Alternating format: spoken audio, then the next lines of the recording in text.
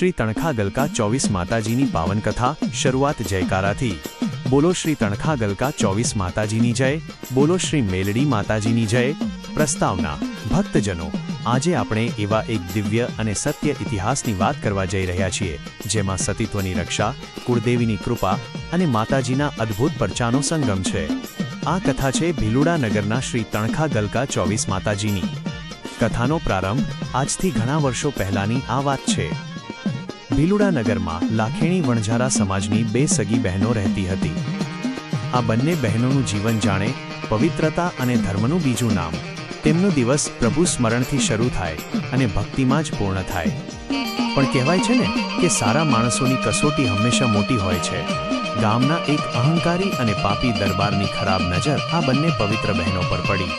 એ જ સમયગાળા દરમિયાન ગામમાં ભયંકર દુષ્કાળ પડ્યો। આકાશમાંથી એક ટીપું પાણી ન પડ્યું અને ધરતી સુકાવા લાગી।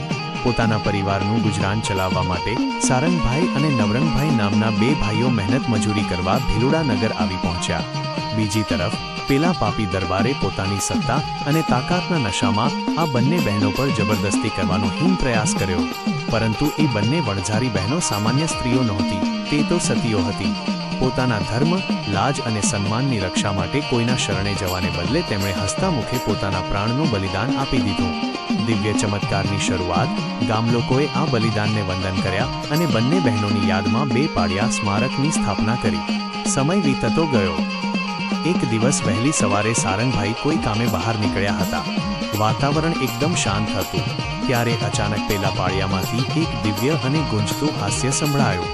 અદ્રશ્ય શક્તિનો એ અવાજ સાંભળીને સારંગભાઈ ખૂબ ગભરાઈ ગયા। ભયના માર્યા અને અજાણતા જ તેમણે બંને પાળિયા ઉખાડી લીધા અને કૈડા છાણા લાકડામાં નાખીને સળગાવી દીધા।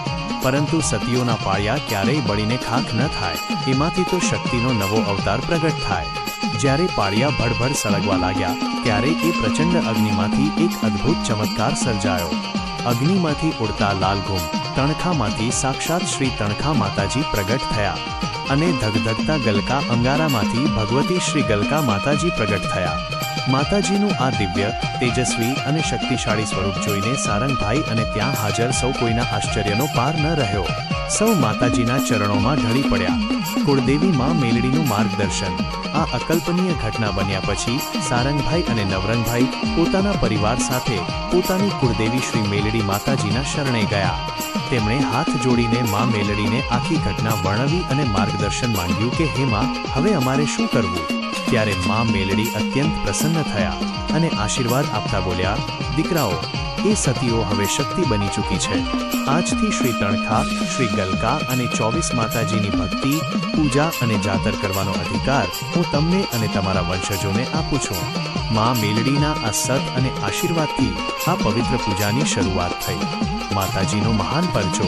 તે સમયે ભીલુડા નગરમાં એક કદાવર અને ભયંકર પાડાનો ભારે ત્રાસ હતો। આખા ગામના લોકો તેનાથી ફફડતા હતા। કોઈ તેને નાથી શકતું નહોતું। ત્યારે તણખા, ગલકા અને 24 માતાજીએ પોતાના નૈવેદ્યમાં એ પાડાની માગણી કરી। માતાજીનો હુકમ થતાં જ સારંગભાઈ અને નવરંગભાઈમાં જાણે અદ્રશ્ય શક્તિનો સંચાર થયો। તેમની પાસે કોઈ મોટા હથિયાર નહોતા, પણ તેમની પાસે માતાજીનો સત હતો। તેમણે માત્ર પોતાની પાઘડીનો એક પાતળો તાંતણો કાઢ્યો અને એ તાંતણાથી એ મહાભયંકર પાડાને એવો વશ કર્યો કે જાણે કોઈ ગાયનું વાછરડું હોય। પાઘડીના તાંતણે બાંધીને તેઓ એ પાડાને માતાજીના ચરણોમાં લઈ આવ્યા। આ મહાન પરચો જોઈને આખું ગામ માતાજીનો જય જયકાર કરવા લાગ્યું। સમાપન। ત્યારથી લઈને આજ દિન સુધી સારંગભાઈ, નવરંગભાઈ અને તેમનો સમગ્ર પરિવાર અતૂટ શ્રદ્ધાથી માતાજીનો માંડવો નાખે છે, જાતર કરે છે અને ભક્તિભાવથી સેવા કરે છે। માતાજીને ભોગ ધરીને તેમની આરતી ઉતારવામાં આવે છે।